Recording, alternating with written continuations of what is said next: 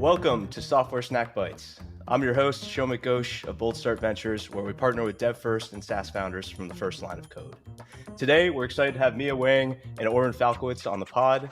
Mia is the M&A and Strategy Director at Cloudflare, and Oren was co-founder and CEO of Area 1 Security, which was acquired by Cloudflare on April 1st of 2022. I can't believe it's already been a year. It feels like it was very recently, but it's crazy how quickly things move. But in this episode, we'll demystify the M&A process for founders using the real-life example of Cloudflare and Area 1. So I think to start things off, Mia, let's start with your story. Just, how'd you end up in your role at Cloudflare?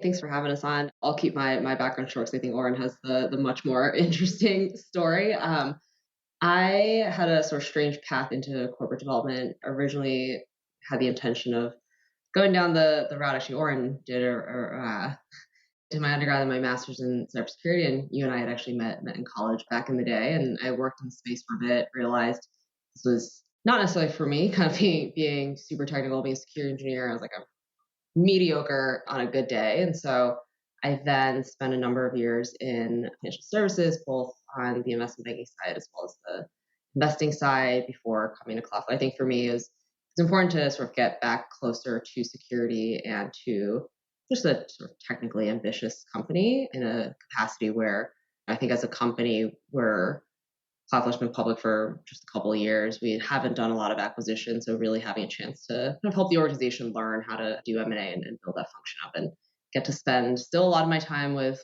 great founders and investors like the two of you. The fun part about these podcasts is you learn something new. So I didn't actually know, I'd be in business classes and see you there, and I didn't know that you were actually thinking about security. So that's amazing. Yeah, I mean, we met at Carnegie Mellon. I ended up loving it there so much that I stuck around for an extra year and did a master's in security after you had left. So amazing. Oren, let's go with your background. You've done quite a lot of things in your career at various organizations. So, how'd you get to Area 1 Security, but also, maybe even before that with some of the three-letter government agencies that you've been involved with and so on and so forth?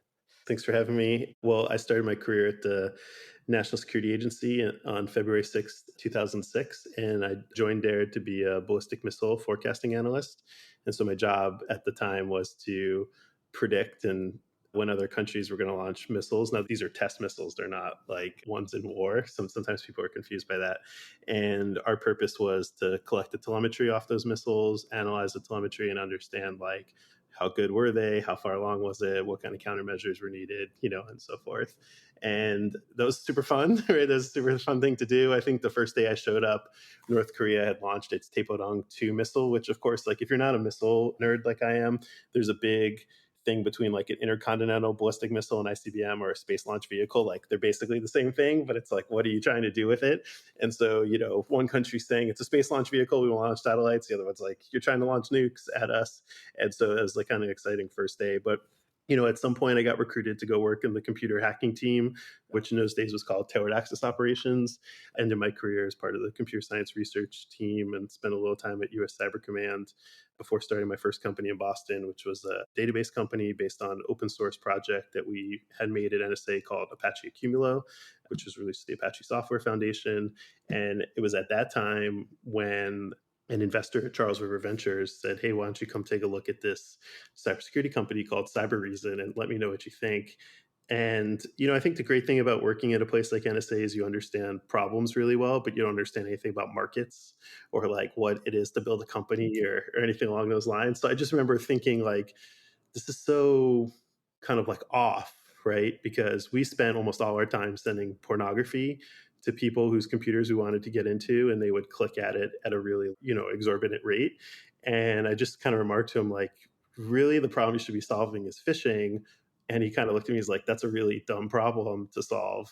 And I thought, wow, we're going to create a company around this. And so that's what we did. And so Area 1, is designed to protect people from phishing. It's still the case that 9 in 10 cyber attacks, when you look at the ones that have damages, you find a person like you, me, or Mia who have clicked on something or downloaded something and have been duped into these phishing attacks. One quick question on the ballistic missile part is, when North Korea has, when we do hear that news, are they actually launching the missiles that can travel across the world? Or is it are they launching basically things into space essentially? Yeah, so the ballistic trajectory, it's like an arc, right? And so typically when you're launching something that's intercontinental or long range or medium range, you're just launching it at a higher apogee, right? So that you can just determine, what's going on. You're not going the full distance, they're just kind of going up. Okay, got it. But you study the angle basically that it's launching at, and then you can kind of figure out what the intent is, or? Yeah, you're studying the telemetry, right? Which is telling you like when does the first stage kick off? When does this happen? What happens here? If you've watched the SpaceX launches, there are lots of explosions. So you're just trying to determine, hey, why did it explode? At what point? How far away are they? And so forth, make an assessment about it. It's a lot about that. I have a lot of really good missile stories for another time. We could do a whole thing about it, but there's actually some really fascinating things about it. But, like in all things, because I'm sure we'll get to this about data, it's really hard to hide your intentions with data. And so, like, the Russians have this saying, I used to know the Russian, but I've forgotten it in the last 15 years. But it's basically telemetry doesn't lie, right? And so, we see in a lot of the work we do in cybersecurity and so forth, like when you have a large network like Cloudflare has, or you're, observing a lot of data, it's really hard to obfuscate what it is you're trying to do. It's just like, how do you put the puzzle pieces together? And so, countries, while they don't really want you to know what's going on, it's almost impossible for them to do any of these activities without launching some sort of telemetry out there. That makes a lot of sense. Well, let's dive into the software part of the podcast now. So, Mia, I think we want to demystify the M&A process, right? So, I think first, why don't we start with how does the M&A process even start? Like, do you have a thesis that you formed in a certain area or a product gap that you identify ahead of time? Or can it simply start from, hey, I just met a super cool, interesting company, and now that gets the mind spinning about what could potentially happen? Like, just walk us through what happens from the beginning. In general, different acquirers will have sort of different ways of approaching M&A.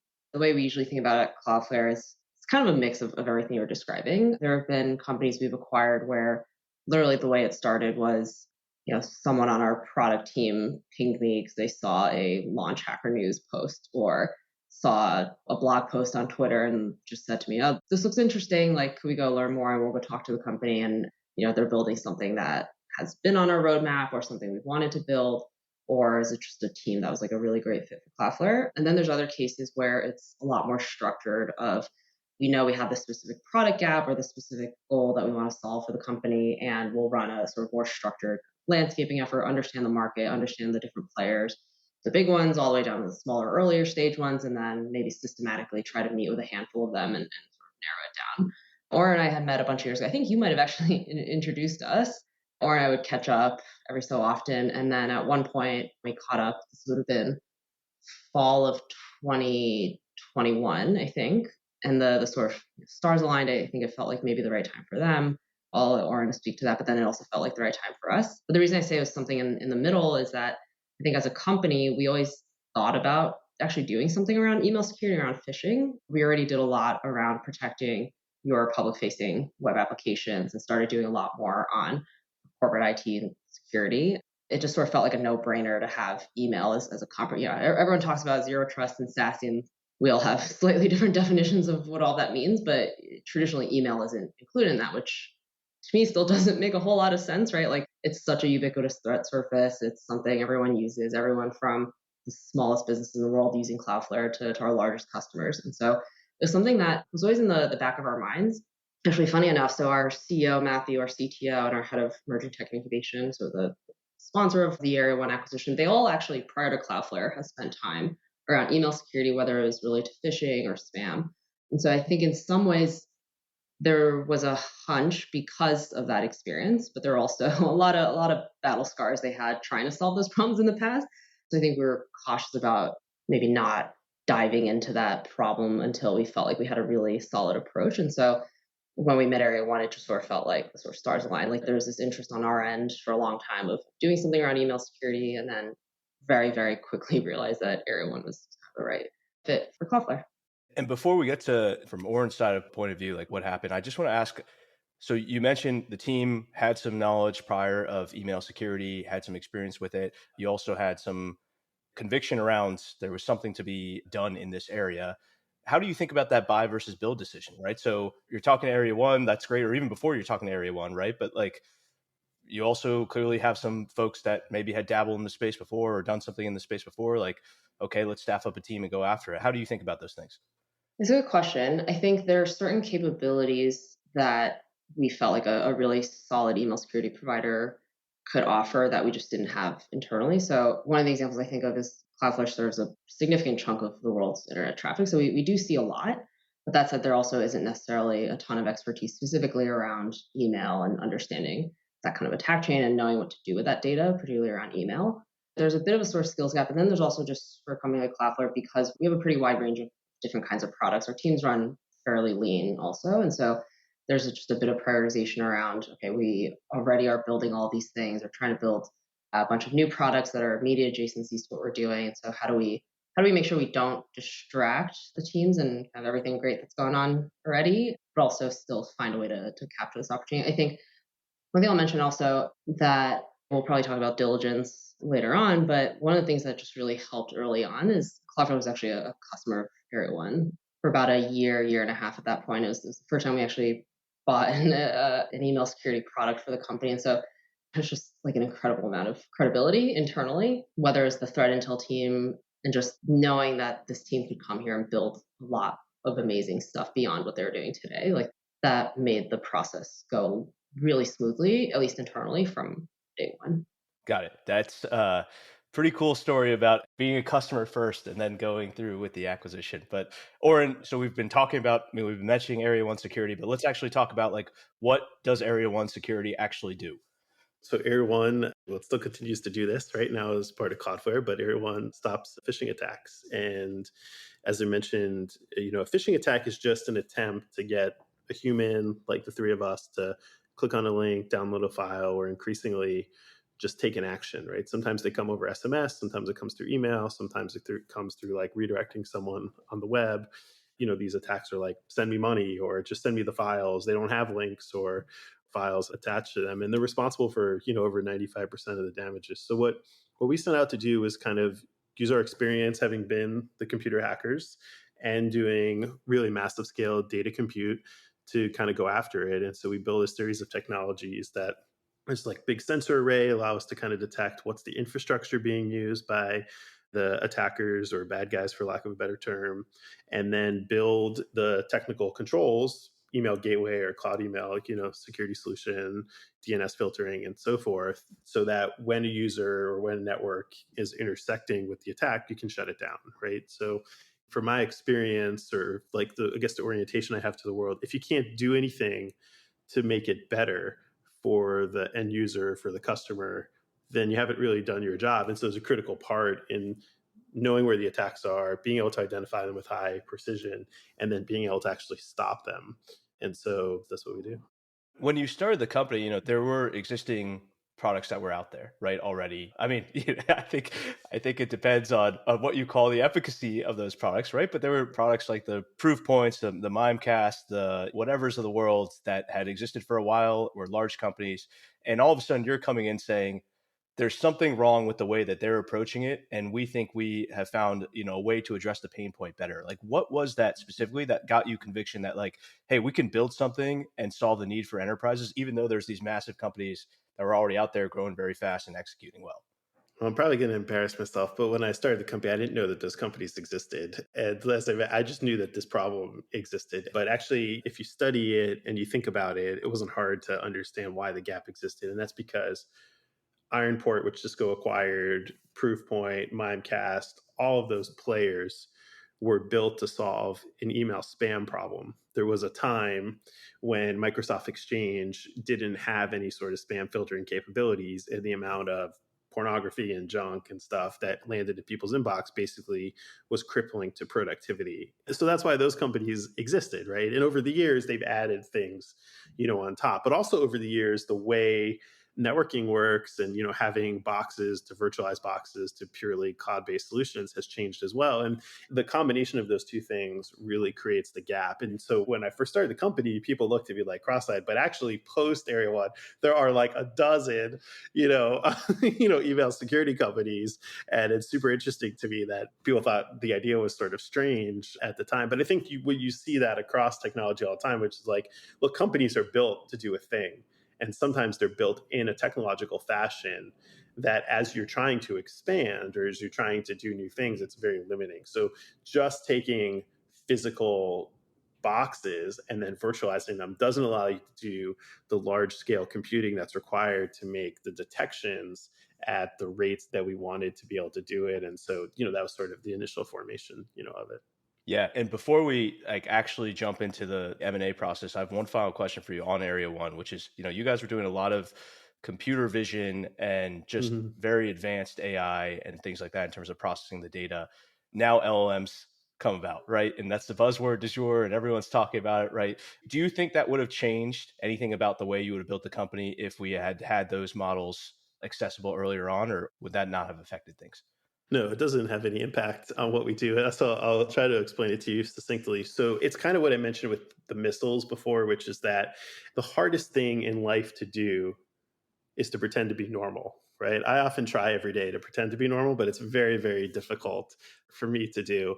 And what you find, cyber attacks really come down to one thing, which is authenticity. And so attackers are trying to be authentic. Sometimes they're trying to be visually authentic in phishing, like it looks like it came from Bank of America, it looks like it came from Google or PayPal. We do reports that show like the top 64 thematic phishing attacks match perfectly to the top 64 largest brands. It changes regionally or internationally in some way. The other form of authenticity is organizational. Sometimes it looks like it's from your CEO or from your CFO or so forth. So what you find is that like when you start using these types of models, right, you still need a person to click or you still need them to do something.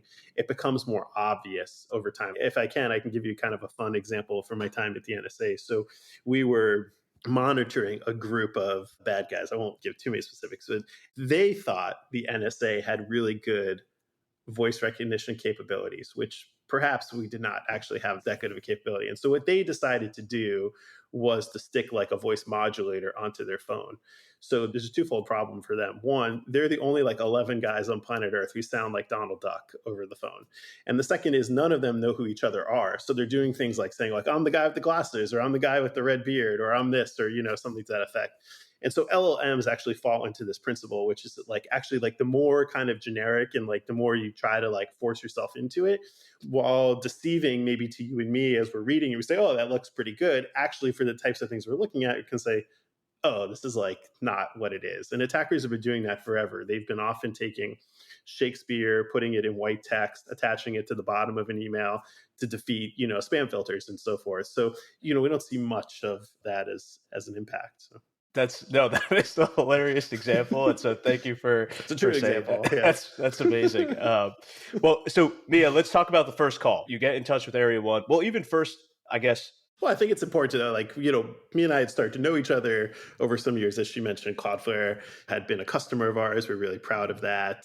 We were talking about doing different sort of partnership things and so forth. And so I think there was some general understanding and appreciation for the work that Cloudflare did, but also like we really like the people. And so it was always easy to talk, with them. So yeah, I think that's a great point. Like it sounds like Mia, you already kind of were aware of Area 1 since you were using the product, right? So it's not like one of those things where it's just like, oh, this is a first call that I'm just doing from scratch. But just talk about like that first call when you actually do it, right? What goes through your mind? Like what's happening? Are you immediately like, are you already thinking in your mind, hey, this might be an acquisition thing? Or is it just sort of like, let me go and explore what's going on? There's a couple ways to think about this. Like I don't know if ideal is the right word, but one path is there'll be companies like Area 1 and where we'll have been building a relationship with them through different parts of the Cloudflare team. So my team or security team, a bunch of other teams, and then you build that relationship over time. And then the sort of first quote unquote official like M&A call doesn't feel as much like a first call, right? And that's like the kind of ideal way to go into these things.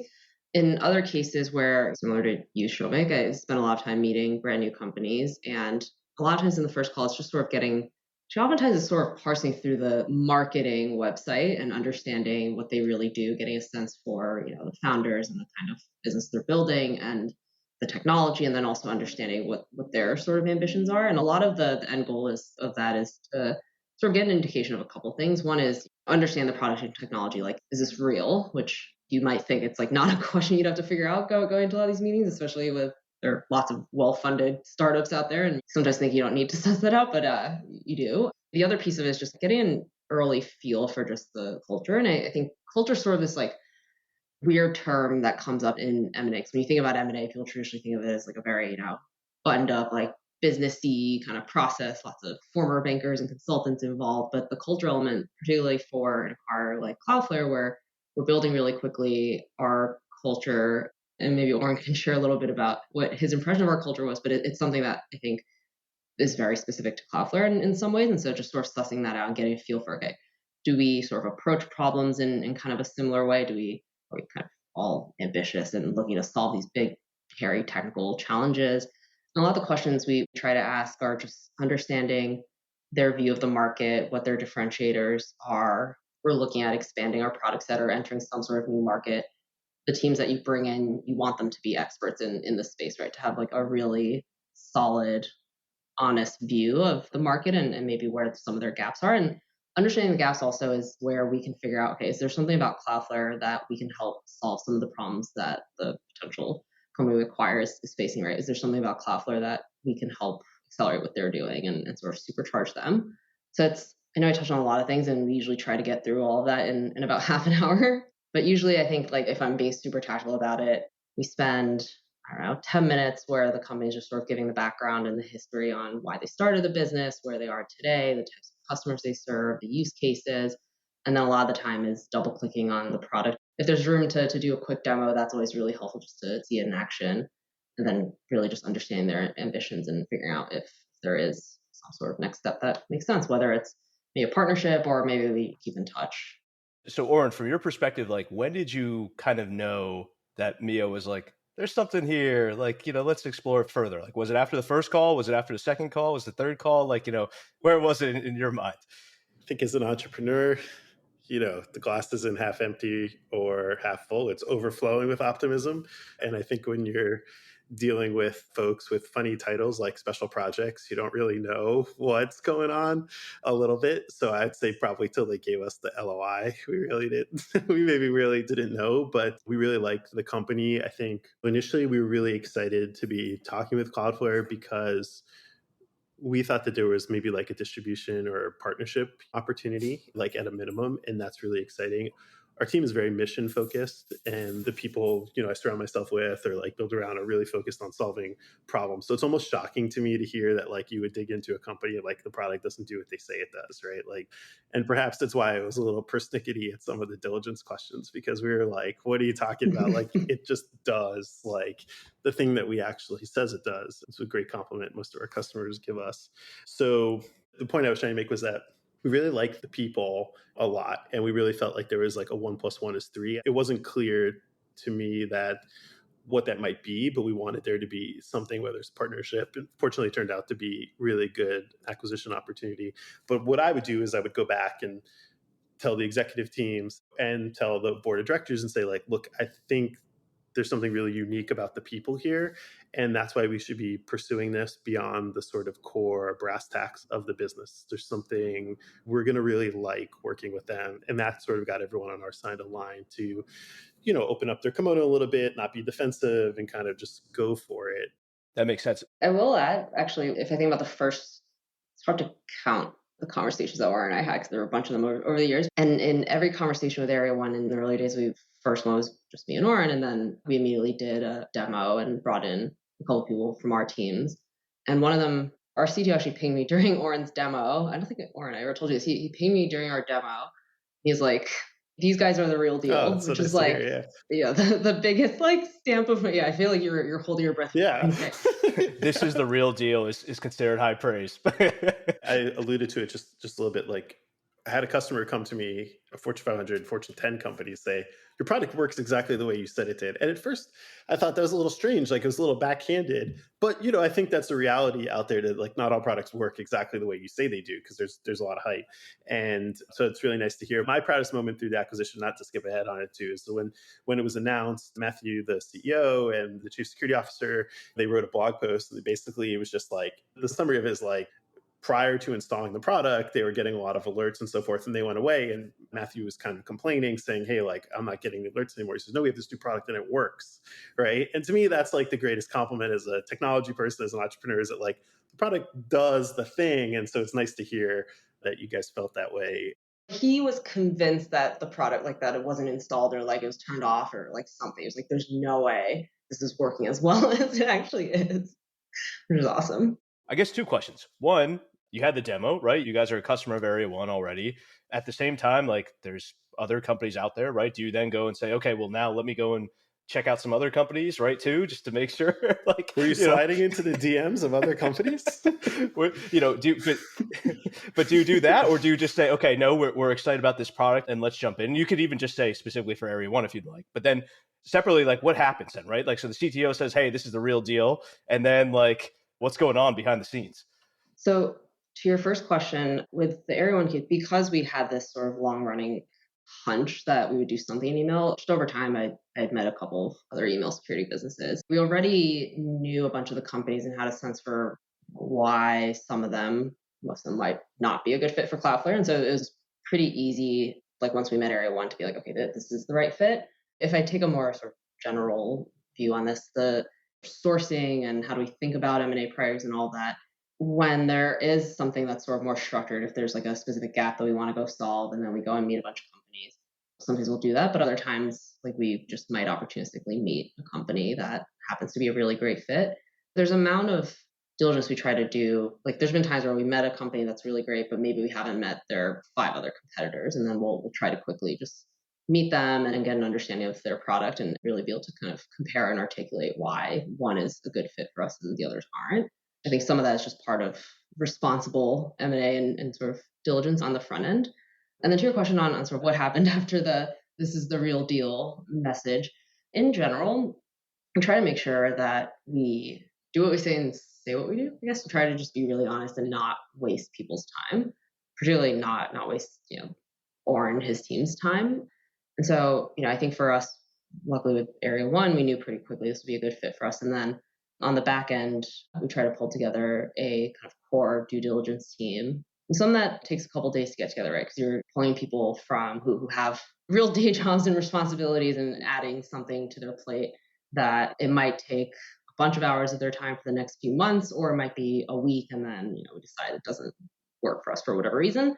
And so we try to pull together a kind of core diligence team. And so people who, for us, kind of in the early phases or pre LOI, pre offer stage, a lot of what we focus on is trying to really understand the product and the technology. And so we spent a little bit of time with our security team, who are the buyers of the Area 1 product, kind of understanding why they picked them, who else they looked at, and then staffing up the sort of right team on the less like sexy and exciting stuff around legal, tax, finance, people, HR, IT, all of that. Export controls. Yeah, exactly. I'm sure we had some kind of like export question on some due diligence request at some point. And then also starting to involve our commercial teams. And so I think with all these teams, you can probably picture pretty easily why it's dangerous sometimes to distract them, right? Like if I think about our sales organization, they have literal dollars that they need to go find. And so a lot of it's just pulling together the right team, and then we'll usually set up a few different types of deep dives. And some of this is going to be different depending on the type of company we're acquiring and maybe the size and stage and maturity of the companies. We've acquired a few very early stage companies, and those we can have the tax, legal, finance. So that's going to be pretty straightforward. And so you spend a lot of the time just really getting to know the team and the product. And then we try just quickly to get to some sense of valuation. Because at the end of the day, like the dollar number is a very real thing. And we want to make sure that we're at least in kind of the same ballpark and aligned with the target. And then at some point we draft up a formal-ish letter that we deliver, and that's where the fun starts.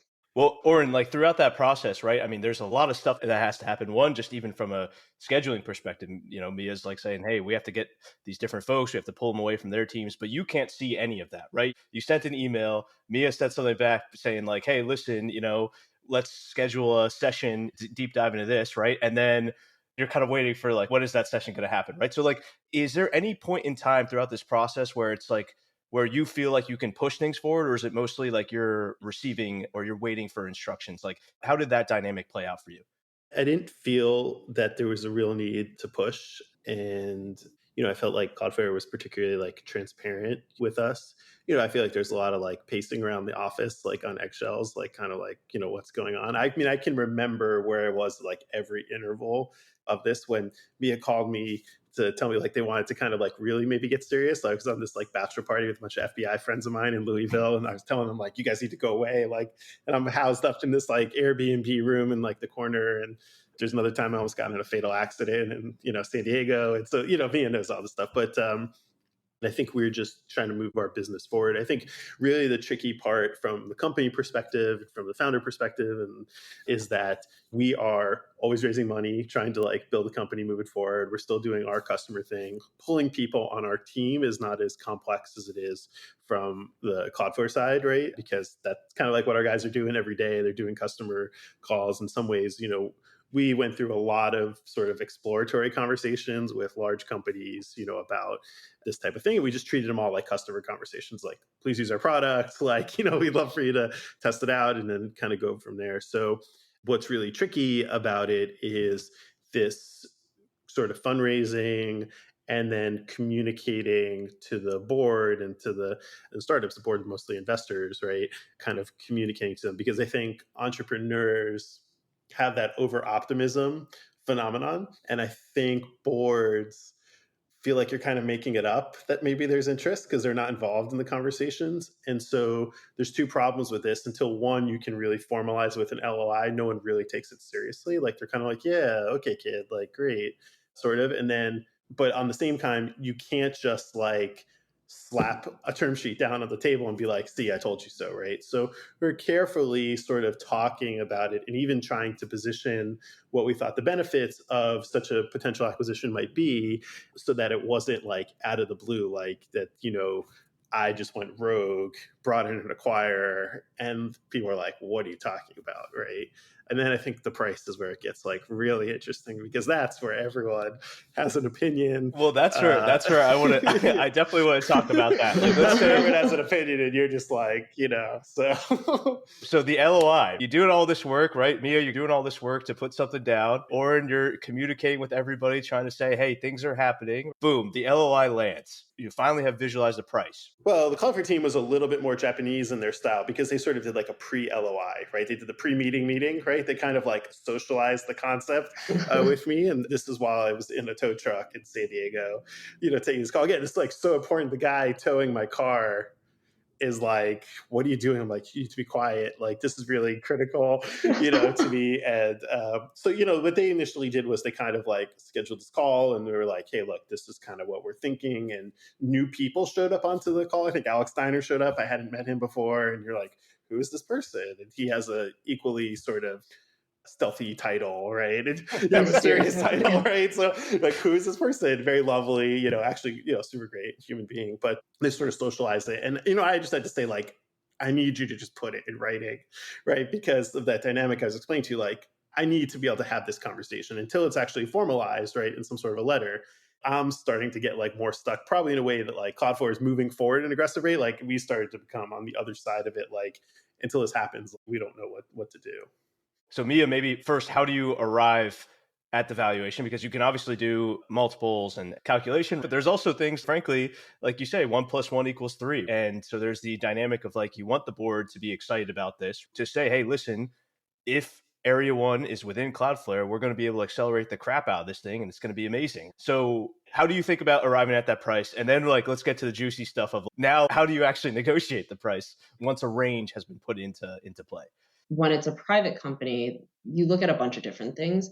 The sort of more analytical pieces are sort of the usual stuff you'll always at least look at, and then you can decide if you throw it out or not. But the things the homework you'll always do is just looking at, okay, were there past deals that are kind of similar in this space? What did those sell at, and the kinds of multiples and prices those sold for relative to how much revenue those companies were doing. You'll look at maybe where the funding history looks like for the company in terms of prior valuations, and does it make sense for us to pay something higher or lower, or about the same as where they last raised at. But at the end of the day, it's sort of like, okay, for us, if we did bring on Area 1, which would add a new product set to us that we thought was, without overusing the word synergy, I guess, but like just a really close adjacency to everything Cloudflare already does. This was a product that we thought we can sell to, as a company. We have more than 160,000 customers and millions of other users. Like if we make Area 1 available and accessible to a pretty large chunk of the world's internet users, I guess, like what could that mean for us from a business and commercial perspective? So basically what you end up doing in like a very literal sense is you gather a bunch of these data points, you have a sort of range, and then you just figure out like what really makes sense for us, what's fair. And when we think about fair for us, because this was an acquisition where we really, really valued the Area 1 team and wanted them to be excited to come to Cloudflare and hopefully Oren will be here forever. We want to make sure we did the right thing for the team, for the investors, but also for the team. That was, at the end of the day, like the folks we would be hopefully working with for a lot longer after the deal closes. And one quick question before we get into the negotiation side, but it's like we all know Area 1's customers, right? It was blue chip customers that I assume either one, maybe Cloudflare already had a relationship with some of them, or I imagine also there's some that it's like, hey, this is a new customer we're really trying to get into. This is a way for us to use the Area 1 relationship to then go and expand our portfolio within that customer. Does that sort of analysis also come into bear, or is it more, I guess, how do you weight different things? There isn't one consistent formula, I'd say. I think for something like email security that we felt was a pretty close adjacency to everything we were already doing, at some point later on in the process, we looked at the customer overlap, and that kind of helped refine our view. More so, I mean, at that point, we already kind of got to the internal view that we wanted to move forward, but it helped us sort of inform the integration strategy and how to prioritize different types of accounts where there are already relationships that maybe we have other products that customer might care about, and maybe Area 1 can help us get a foot in the door there. So it's definitely a factor. It also depends on the type of product and technology that you're buying. That makes sense. So, Oren, you see the piece of paper is in front of you, right? It has a range or number on it. So now you finally get to have this tangible discussion with the board. One, first of all, like, what's going on, right? How do you even have that conversation? What advice do you have for founders who are going through that conversation? And then two, then how do you start the negotiation if you want to increase the price or if you want to change the stock to equity mix or whatever, right? How do you kind of go through all those iterations? First, I would say like I was really like humbled to even like get the paper. It was like a really sort of emotional experience. Like I felt like really proud of the team. I actually like feel really proud about it just thinking about it right now. So it was like really exciting to say the least. Because you just have to imagine. I guess there's lots of different reasons why people start companies, right? Maybe some to make money, but the guys I work with like just really wanted to solve a problem, and he felt like this was a good validation of that work. Like three guys who like, it'd be a great idea to turn our expertise sending porn to people to like protect people. And now one of the largest companies, in the world is like really interested in even expanding that further. So it's like really exciting. I still don't know what like the range was. So we could never get like a straight answer. Like, what's the point of a range? Like, like, because again, to my glass half empty is like, I only see the top end of the range. And I told Alex and Mia, like, I just see that the top number, like, I don't even know at the bottom. The investors only saw the bottom number part of it. But I would say, so everyone kind of sees it in different ways. I think that like almost all the advice that you get about negotiating is totally wrong. And there's really no way around it. I think you just have to like try it, right? Or sort of like think through it. One of the things that we oddly, like maybe even working against ourselves is like Cloudflare is a tough negotiator, but actually our executive team, it built a lot of confidence. We actually appreciated that they like sort of stuck to their guns a little bit. And our guys would be like, this is awesome. But, look, I think like board members try to call the CEO, investors try to like work around on the sides. Like everyone's just trying to figure out like what's really going on. I've asked Mia over the last, year, like, what would you really gotten to? Who knows, right? Like, would you have really gotten, further or so forth? So I don't think there's a good way to do it. And across, my friends who have gone through similar things, I don't think they all kind of like do the same stuff. So I think, you just have to kind of work through it. But once the LOI was in front of us and we were able to discuss it through the board, there was a seriousness of focus that hadn't been there on the prospect. They wanted to go run out and talk to a bunch of, random other acquirers. Of course, like that never works because nobody wants to acquire a company at 48 hours notice, right? And so, we just tried to gather as much information. What's the deal with the range? What about this? What about that? And, we found the team outside of like what they would really get to be pretty transparent in terms of like what the fungible elements were. When I think back to the process, one of the things that made my life a lot easier and enjoyable is that you and the whole team are just really, really transparent from day one. I think we definitely tried to do the same thing. Maybe there were times where like I probably said something that you're like, I don't know what she's really saying, but I feel like there's something there. But we usually try to be just really transparent, even when it comes to price or just like our intentions around how much we invest in the team and growing this business once they join. And we try to be really honest about that. And I try to tell founder friends who kind of go through a similar experience, and they'll have this like just weird feeling, kind of gut feeling, where the corporate development person they talk to is saying one thing and then either not following up or feels like they're kind of playing games. And I generally just tell them, like, just go with your gut. Like, there's usually a reason that they're either not being transparent or kind of flip-flopping, or hopefully they're not like outright lying. But there are times where, like, I think internally within the acquirer, they might not be 100% sure that this is the right company or this is the right timing or whatever it is. And then you sort of like see that play out in kind of strange ways. And I think just trust that gut. Founders know this through maybe their prior fundraising experience, right? They're oftentimes you'll go out and talk to a venture capital firm, and the good ones run a tight process until you know very quickly, right? Everyone I know like loves those firms, even the ones that told them no. Plenty of people have said no to me over the years.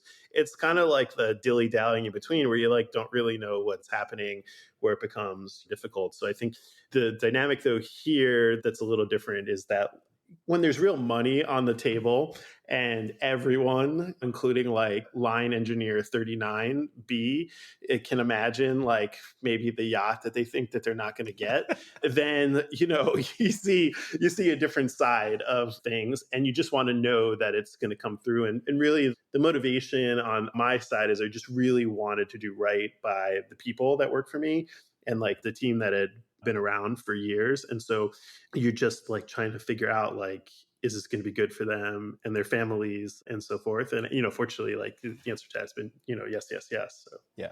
So acquisition gets announced, but even before that, I'm assuming like you can't tell customers yet, right? But like at the same time, yeah, I got into a little bit of trouble about this. Yeah. Yeah, like, well, the team's excited. Yeah. Team's pumped, right? The team's fired up that they're excited to do this, right? Everyone knows you're marching towards a close date, all this sort of stuff. At the same time, you still got to go and operate the business because you've got the Fortune 500 company that needs their stuff protected, right? So how do you manage that? How do you communicate to folks? What even happens? Like when the acquisition happened, like was there a communication plan that you guys had set out, or what all happened there? Well, one of our largest customers had partaken in the diligence process, and he called me after it was announced. It was like, "What the heck?" And I was like, "Oh." But he ended up being very nice about it, and understood. So, I mean, I think it is tricky. I mean, like Mia said, I mean, their team was pulling people in, sort of indoctrinating to them. We didn't have that many people to pull in. I mean, everyone knew it's a relatively small company, about 100 people. So I mean, everyone kind of knew what was happening, and so we just do what startups do, like just communicate with folks, talk to them about it. There were different parts of the signing and announcement process where we could do it, but there was a point where like I had forgotten who knew, who didn't know. And it was a giant relief when it finally was sort of out. I think someone called me like the day before and was like, did it close yet? And I was like, I don't know if you're supposed to know. So we have like 20 hours. So just shut up. Well, that was the funniest thing too, is like, I wasn't sure when I could text Mia congratulations. So I was like in this weird thing where I feel like, right. Well, I've heard good things from Oren, but I don't know if I can call Mia. So like, I'm just going to like, just not do anything. But yeah, it's very exciting. I mean, this is all happening during the pandemic. So we set up here for the local folks in Washington to see where I'm at, to kind of get together. Nobody knew why we were at this bar. And some of the executive team had been flown to Austin for like sort of a one full day meet. And we had done some sort of like meetings to kind of figure things out. And so we had a lot of t-shirts, right, that they were giving us and stickers and so forth. And so Blake and I were wearing these like Cloudflare t-shirts and like under our shirts. And then when it was announced, we were able to take off the shirts, but it's a lot for people to comprehend instantaneously. So it was exciting, but like, people are like, wait, what does this mean? What does it mean for me? And so it was a good moment. Anyways. I think I still have that photo of you and Blake at a bar or restaurant with your Cloudflare shirts. I was like, this is awesome. It was awesome. This is awesome. And then actually leading up to the announcement, we did a bit of prep work on comms. I think depending on the specific situations in the acquirer, yes, sometimes there's some acquirers that are very much, they care a lot about sort of controlling every piece of the communications and the process and exercising the kind of leverage they have. We generally try to work with targets from pretty early on as if we're already colleagues and coworkers, right? And so that's true even when it comes to the comms aspect, both internally and externally. So we had worked with the Area 1 team to figure out how do we message this to the team. And then the day it was announced, we had an all hands with the Area 1 team scheduled. And actually on the Cloudflare team as well, we had an email ready to go from our founders announcing it. And on the Area 1 all hands, we had a few people from Cloudflare join as well, mostly just to like join and tell everyone, because I think the management team has spent a lot of time, probably more time than they would have liked, but a lot of time with us at that point, and like knew how excited we were. But we realized that the rest of the team, who maybe only had a hunch there's something funny going on, that they hadn't heard the sort of story from us about why we were so excited about Area 1. So we made sure to have some folks from Cloudflare join just for a little bit, just to reiterate that story. I think there was a gap between when we announced and when we closed, right? Yeah. There was a little bit of a window there too. And that was interesting because there are some like closing conditions. And I think, companies who are being acquired should prepare, like, you have to deliver the people, like you have to Moses them into Jordan properly. And I would say we didn't have any like real issues with that, but certainly there are conversations to have with folks about what does it mean? Who am I going to work for? Who am I going to report to? Especially when, as Mia was saying, we've done all this work to get happy with the number, to get happy with the potential, to give up the dream of raising a 20 billion at 1 trillion pre type of next round. And so that period is a lot of work. And I think we were able to do a balance of both to get to work, right, on the integration, but also make sure the team was able to be delivered into the promised land. How quickly after acquisition, though, can you truly start an integration? It's even just you got to get the folks on board onto payroll and benefits and all that sort of stuff. And then they have to figure out who they're reporting to and do one-on-ones. And you now got to explore code bases and see how those integrations would even work, right? There's so many steps. So it seems like it's not something you want to rush, because that could frankly damage both companies, right? So is it something where it's like, hey, loosely, we have a roadmap of like 3 months out, we want to start doing X? Or is it more so like, hey, gut feel, we'll kind of know when it feels right? I think from a Cloudflare perspective, for us, what we tried to do is just figure out what day one would look like in terms of reporting structure. And a lot of where we actually landed was, in some ways, like nothing is changing for the Area 1 team. Like keep doing what you're doing. Like everything you're already doing is exactly why we wanted them to be a part of Cloudflare. And so keep doing that. And we had the whole team pretty much stay intact on day one. And then over time, we've integrated them into the existing Cloudflare functions. But we really prioritized just not breaking anything that was going really well with Area 1 on day one. And then we tried to have a view on, okay, 12 months out, here's roughly the kind of state we'd want to get to. And then you fill in the gap over time. I think one of the hard things, and Oren mentioned, like there's a bit of a window between when we announced the deal and when we closed it. And there are certain things, like, especially for a public company, there are certain things you can and can't do in that time span, right? So there's a lot of planning you can do, but you can't necessarily actually pull the trigger on a lot of those plans until the deal closes.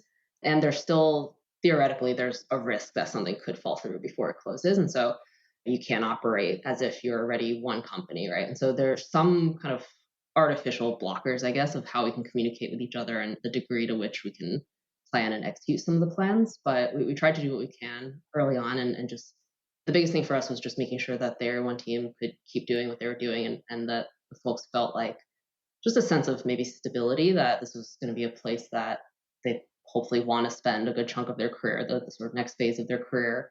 One of the things we had talked about was one of the folks on the Area 1 management team and a couple people on our team had been through acquisitions before, where one example I think of is Dane Connect, who runs our emerging tech and incubation team. The company he was previously at was acquired, and then day one, their coffee machine was replaced, or like it was taken away. Like a bunch of these like small, really disruptive things. And we're like, let's not do any of that. Let's just like try to keep things really simple, allow people to keep operating the way they're operating now, and like give them the sort of comfort and support. And then over time, really just have them feel like just any other Cloudflare employee to some degree, hopefully. Cloudflare, the really amazing thing about the company is they do almost all the little things right. They're hard to like articulate, but maybe like 2 weeks into post closing, one of my oldest colleagues and like one of our top engineers, he died, right? And he had throat cancer. It just sort of happened.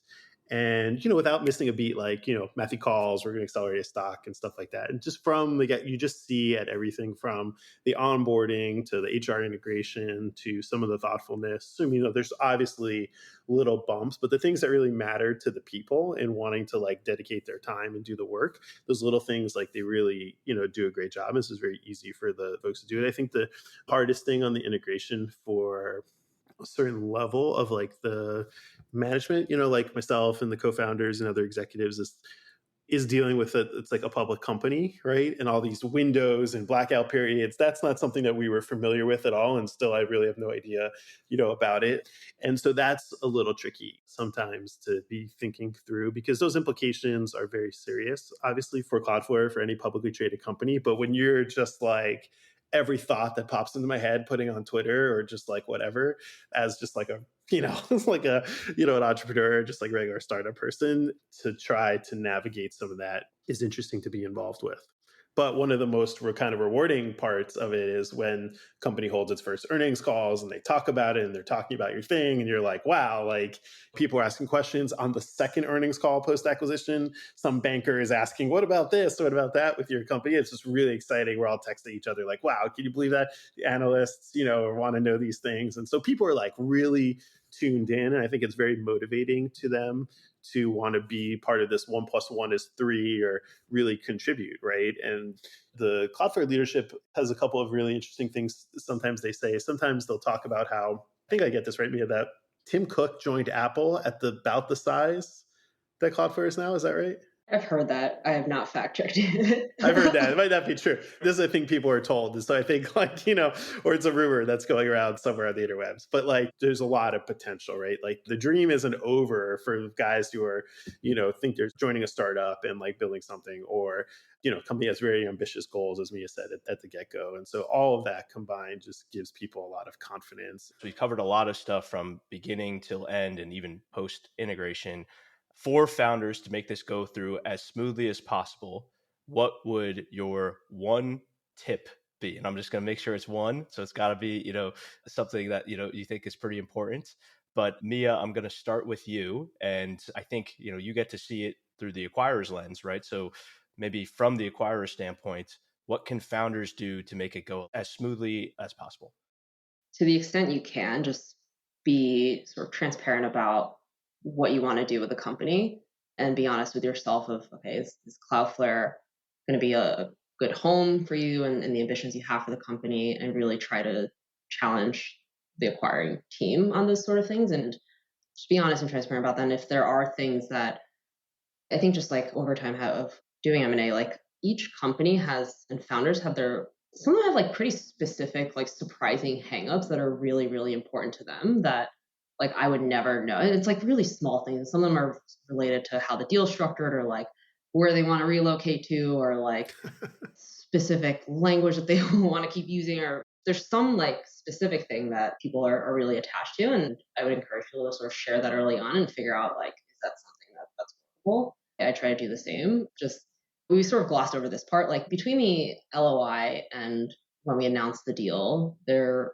were about a month and a half, 2 months of really intense due diligence. I don't know how many documents Oren and his team ended up sharing with us, how many questions we asked. We ended up doing a code review, which I had a lot of those questions where Oren was like, I swear we do what we say we're doing. Like, I don't know how to show this to you, but it's not always like the most fun part of a process, but to the extent you can have your ducks in a row around docs and making sure the company is built and set up in a way that's just sort of clean and simple, and like obvious things like avoid litigation that's unnecessary when you can. Like try to just run your business responsibly and not have that sort of baggage. It just makes the diligence process a lot smoother than it sometimes can be.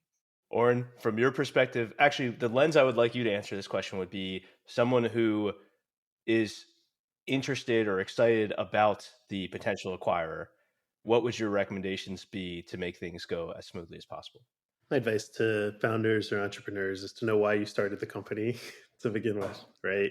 And that will guide you through whatever the outcomes, will be. I think, if you don't have a good understanding of why it is you do what you do, why you get up every single day, then it's really hard to grapple with all the different choices you have to make through an acquisition or through building the company more generally. So I think if you're spending time contemplating why do I do this? Why do we start this company? What is it that we're really trying to accomplish?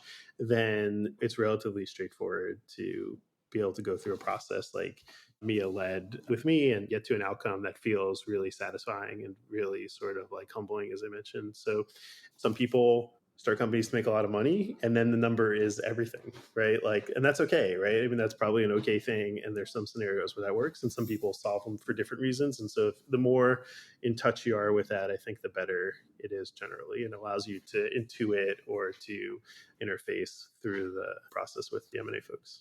So I got to give you one little B-roll, which, you can use it as you want, but this is like one of the funniest things. So after the closing, we had some sort of meeting in DC to like bring the technical teams together. And at like a sidebar, the Cloudflare folks were telling us how in the San Francisco office, their ground floor is the 4th floor and their top floor is the 1st floor, because Matthew wanted the boardroom on the 1st floor to be 404. And oh my God. I just said, this is the greatest idea ever. Like, what a great thing. And they all just looked at me like, you would think that as like the founder, like, to restructure the building in that way. I thought, oh yeah, so it was just hysterical to see everyone kind of be like, oh yeah, no, you got to go to the 2nd floor and it's really the 3rd floor. And so super funny.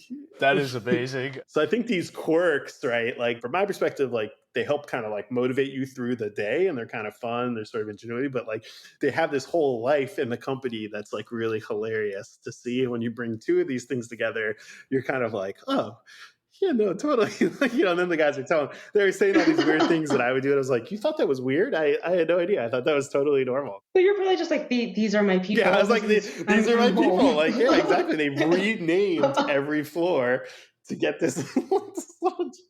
Just to get forward.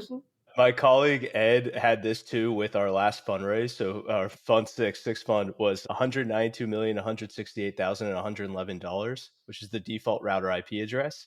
And there's only a few people that actually picked up on that. Most of the VC community was just like, that's an oddly specific number. And then there was a certain few founders which were just like, oh my God, yes, this is amazing. Thank you. So those things matter to the culture. But me and Oren, thanks so much for doing this. How can people find you both if they'd like to get in touch with you? Yeah, I'm at Oren Falkowitz on Twitter. Find me on all those social webs.